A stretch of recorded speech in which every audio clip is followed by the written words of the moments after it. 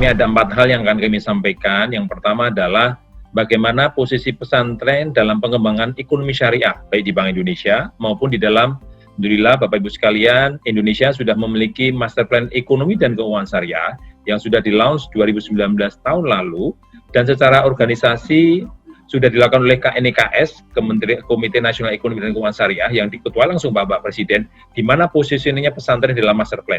Jadi kita tidak bicara pesantren sendiri di dalam pesantren, tapi pesantren sudah masuk di dalam master plan ekonomi dan keuangan syariah, baik di Bank Indonesia maupun di master plan ekonomi nasional. Kebetulan master plan ekonomi nasional pun sebetulnya ada sebagian dulu memang inisiasi adalah dari Bank Indonesia, dari OJK, dari Bappenas, dan lembaga-lembaga lain.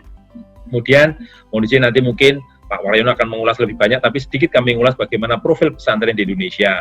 Ada 29.000 pesantren, ada 18.000 santri, bagaimana profil di Indonesia.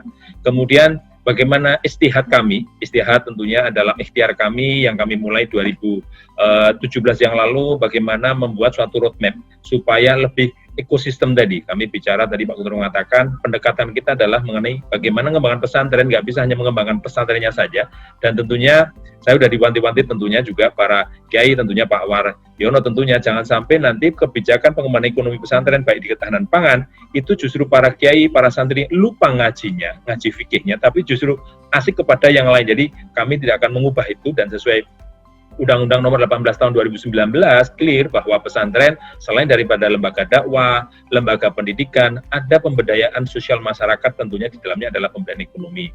Terakhir, kalau kami boleh share, kebetulan ini juga ada teman-teman kami yang juga dari Bank Indonesia wilayah di seluruh Indonesia juga bergabung tentunya, dan tentunya kolaborasi dengan ponpes-ponpes di wilayah masing-masing, berbagai proyek, tapi mungkin kami fokus, kami ambil beberapa proyek yang sudah kami lakukan.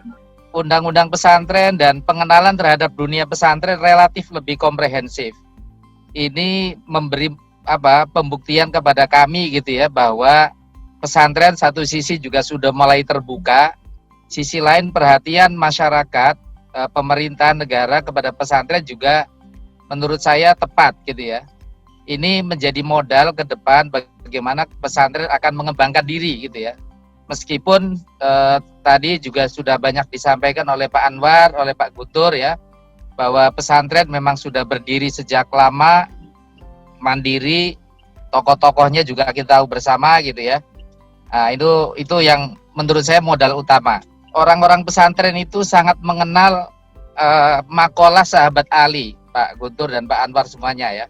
Yaitu apa? Kadal fakru ayyakuna kufron. Bahwa kefakiran, kemiskinan itu adalah faktor di mana orang mudah sekali melakukan konversi. Jadi karena miskin orang bisa berubah iman, karena miskin orang bisa menjual diri dan seterusnya gitu ya. Nah, karena itu wajar kalau sejak awal pendirian pesantren itu bukan semata-mata seperti yang disebutkan dalam undang-undang ya, yaitu tafakuh fiddin, tapi juga pada penguatan ekonomi, dan itu dicontohkan oleh para kiai gitu ya. Menarik memang ini dibahas, dan posisi pesantren seperti apa dalam penguatan ketahanan pangan atau pangan kita. Ini rasanya ada sinyal yang menarik ini setelah pemaparan dari Pak Waryono tadi dan juga dari Pak Anwar. Itu sinyal apa dari Allah itu ditampakkan kepada kita sekarang ini. Rasanya antara pangan dengan pesantren itu sepertinya saudara kembar dari sisi kebijakan ini. Karena yang baru lahir 2019 itu undang-undangnya sama nomornya ini.